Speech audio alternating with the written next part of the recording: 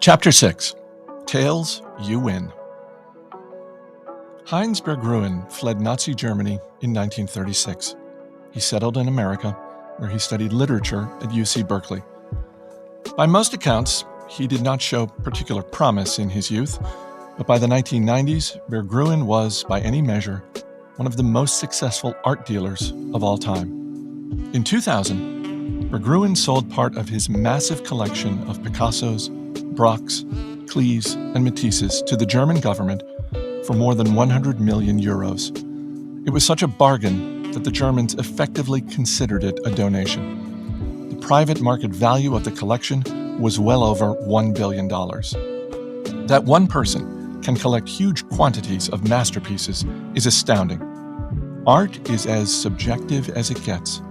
How could anyone have foreseen early in life what were to become the most sought-after works of the century? You could say skill. You could say luck. The investment firm Horizon Research has a third explanation, and it's very relevant to investors. The great investors bought vast quantities of art, the firm writes. A subset of the collections turned out to be great investments, and they were held for a sufficiently long period of time to allow the portfolio return to converge upon the return of the best elements of the portfolio. That's all that happens. The great art dealers operated like index funds. They bought everything they could, and they bought it in portfolios, not individual pieces that they happened to like. Then they sat and waited for a few winners to emerge. That's all that happens. Perhaps 99% of the works someone like Berggruen acquired in his life turned out to be of little value. But that doesn't particularly matter if the other 1% turn out to be the work of someone like Picasso. Berggruen could be wrong most of the time and still end up stupendously right. A lot of things in business and investing work this way. Long tails, the farthest ends of a distribution of outcomes, have tremendous influence in finance, where a small number of events can account for the majority of outcomes. That can be hard to deal with, even if you understand the math. It is not intuitive that an investor can be wrong half the time and still make a fortune. It means we underestimate how normal it is for a lot of things to fail, which causes us to overreact when they do. Steamboat Willie put Walt Disney on the map as an animator. Business success was another story. Disney's first studio went bankrupt. His films were monstrously expensive to produce and financed at outrageous terms. By the mid-1930s, Disney had produced more than 400 cartoons. Most of them were short, most of them were beloved by viewers, and most of them lost a fortune. Snow White and the Seven Dwarfs changed everything. The $8 million it earned in the first 6 months of 1938 was an order of magnitude higher than anything the company earned previously. It transformed Disney Studios. All company debts were paid off. Key employees got retention bonuses. The company purchased a new state-of-the-art studio in Burbank, where it remains today. An Oscar turned Walt from famous to full-blown celebrity. By 1938, he had produced several hundred hours of film. But in business terms, the 83 minutes of Snow White were all that mattered. Anything that is huge, profitable, famous, or influential is the result of a tail event, an outlying one in thousands or millions event. And most of our attention goes to things that are huge, profitable, famous, or influential. When most of what we pay attention to is the result of a tail, it's easy to underestimate how rare and powerful they are. Some tail-driven industries are obvious. Take venture capital. If a VC makes 50 investments, they likely expect half of them to fail, 10 to do pretty well, and 1 or 2 to be bonanzas that drive 100% of the fund's returns. Investment firm Correlation Ventures once crunched the numbers. Out of more than 21,000 venture financings from 2004 to 2014, 65% lost money. 2.5% of investments made 10x to 20x. 1% made more than a 20x return, and 0.5%, about 100 out of 21,000, earned 50x or more. That's where the majority of the industry's returns come from. This, you might think, is what makes venture capital so risky, and everyone investing in VC knows it's risky. Most startups fail, and the world is only kind enough to allow a few mega successes. If you want safer, predictable, and more stable returns, you invest in large public companies. Or so you might think. Remember, tails drive everything. The distribution of success among large public stocks over time is not much different than it is in venture capital. Most public companies are duds. A few do well, and a handful become extraordinary winners that account for the majority of the stock market's returns. J.P. Morgan Asset Management once published the distribution of returns for the Russell 3000 Index, a big, broad collection of public companies, since 1980. 40% of all Russell 3000 stock components lost at least 70% of their value and never recovered over this period. Effectively, all of the index's overall returns came from 7% of component companies that outperformed by at least 2 standard deviations. That's the kind of thing you would expect from venture capital, but it's what happened inside a boring, diversified index. This thumping of most public companies spares no industry. More than half of all public technology and telecom companies lose most of their value and never recover. Even among public utilities, the failure rate is more than 1 in 10. The interesting thing here is that you have to have achieved a certain level of success to become a public company and a member of the Russell 3000. These are established corporations, not fly-by-night startups. Even still, most have lifespans measured in years, not generations. Take an example, one of these companies, Carol Co., a former member of the Russell 3000 Index. It produced some of the biggest films of the 1980s and 1990s, including the first 3 Rambo films, Terminator 2, Basic Instinct, and Total Recall. Carol Co. went public in 1987. It was a huge success, churning out hit after hit. It did $500 million in revenue in 1991, commanding a market cap of $400 million. Big money back then, especially for a film studio. And then it failed. The blockbuster stopped, a few big-budget projects flopped, and by the mid-1990s, Carol Co. was history. It went bankrupt in 1996. Stock goes to zero, have a nice day. A catastrophic loss, and one that 4 in 10 public companies experience over time. Carol Co.'s story is not worth telling because it's unique, but because it's common. Here's the most important part of this story. The Russell 3000 has increased more than 73-fold since 1980. That is a spectacular return. That is success. 40% of the companies in the index were effectively failures, but 7% of components that performed extremely well were more than enough to offset the duds. Just like Heinz Bear Gruen, but with Microsoft and Walmart instead of Picasso and Matisse.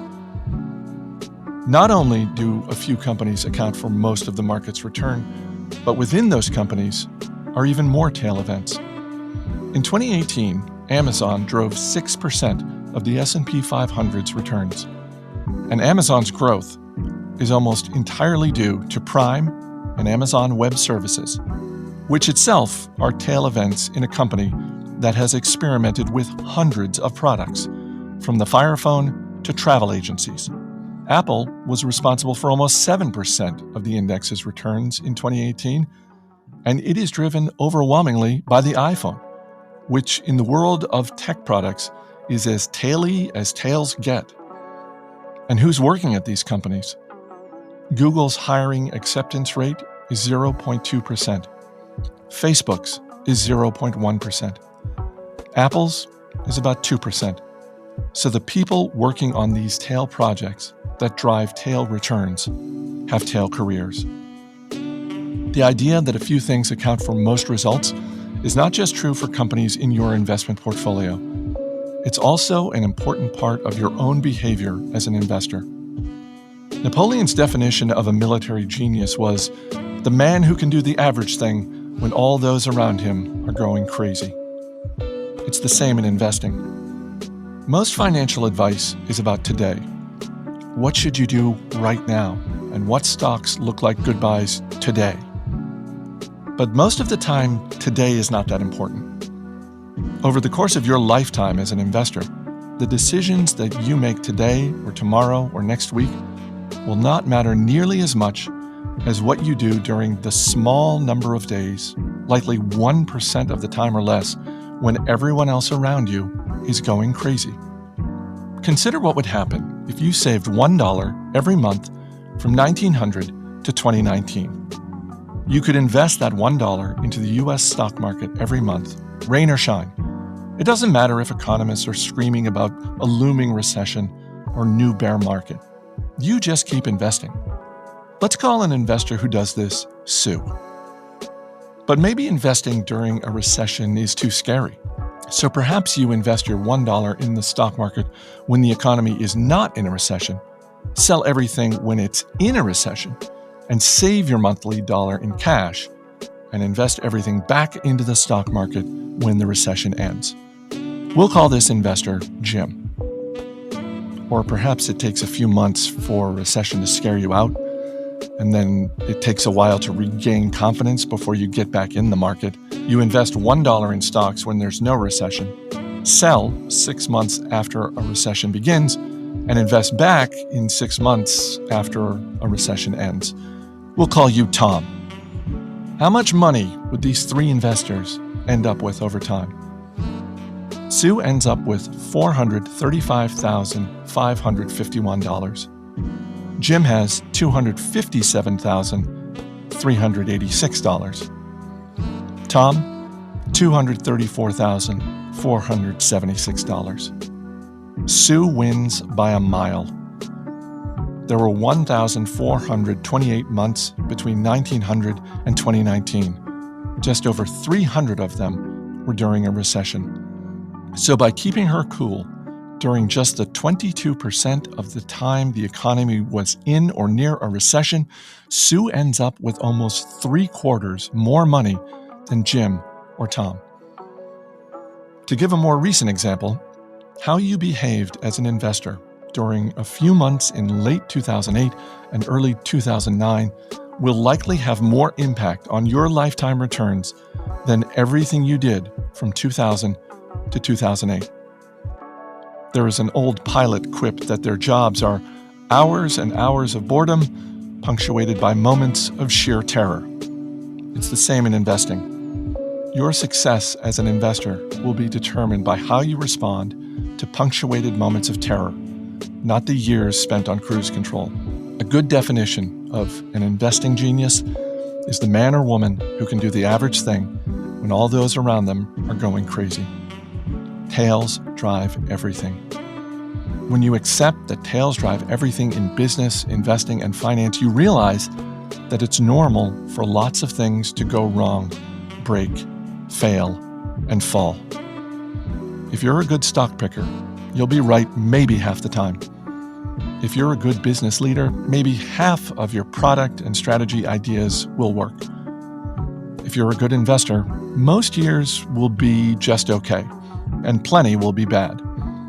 If you're a good worker, you'll find the right company in the right field after several attempts and trials. And that's if you're good. Peter Lynch is one of the best investors of our time. If you're terrific in this business, you're right 6 times out of 10, he once said. There are fields where you must be perfect every time. Flying a plane, for example.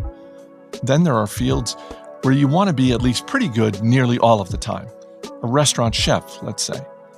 Investing, business, and finance are just not like these fields. Something I've learned from both investors and entrepreneurs is that no one makes good decisions all the time. The most impressive people are packed full of horrendous ideas that are often acted upon. Take Amazon. It's not intuitive to think a failed product launch at a major company would be normal and fine. Intuitively, you'd think the CEO should apologize to shareholders. But CEO Jeff Bezos said shortly after the disastrous launch of the company's Fire Phone, "If you think that's a big failure, we're working on much bigger failures right now. I am not kidding. Some of them are going to make the Fire Phone look like a tiny little blip." It's okay for Amazon to lose a lot of money on the Fire Phone because it will be offset by something like Amazon Web Services that earns tens of billions of dollars. Tales to the rescue. Netflix CEO Reed Hastings once announced his company was canceling several big-budget productions. He responded, "Our hit ratio is way too high right now. I'm always pushing the content team. We have to take more risk. You have to try more crazy things because we should have a higher cancel rate overall." These are not delusions or failures of responsibility. They are a smart acknowledgement of how tails drive success. For every Amazon Prime or Orange is the New Black, you know with certainty that you'll have some duds. Part of why this isn't intuitive is because in most fields, we only see the finished product, not the losses incurred that led to the tail success product. The Chris Rock I see on TV is hilarious, flawless. The Chris Rock that performs in dozens of small clubs each year is just okay. That is by design. No comedic genius is smart enough to preemptively know what jokes will land well. Every big comedian tests their material in small clubs before bringing it to big venues. Rock was once asked if he missed small clubs. He responded, "When I start a tour, it's not like I start out in arenas. Before this last tour, I performed at this place in New Brunswick called the Stress Factory. I did about 40 or 50 shows getting ready for the tour." One newspaper profiled these small club sessions.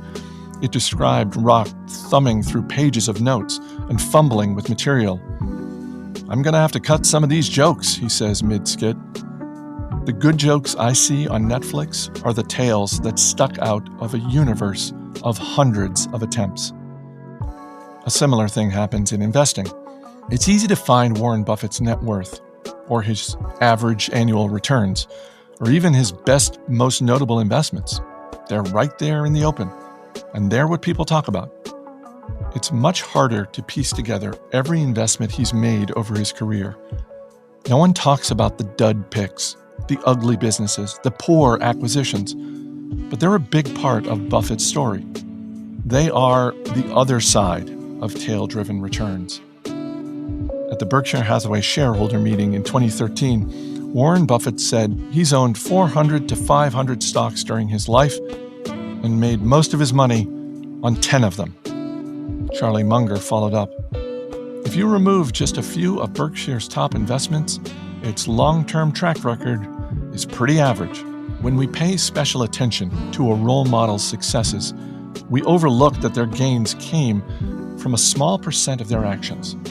That makes our own failures, losses, and setbacks feel like we're doing something wrong. But it's possible we are wrong, or just sort of right, just as often as the masters are. They may have been more right when they were right, but they could have been wrong just as often as you. It's not whether you're right or wrong that's important, George Soros once said, but how much money you make when you're right and how much you lose when you're wrong. You can be wrong half the time and still make a fortune. There are 100 billion planets in our galaxy, and only one, as far as we know, with intelligent life. The fact that you're listening to this book is the result of the longest tale you can imagine. That's something to be happy about. Next, let's look at how money can make you even happier.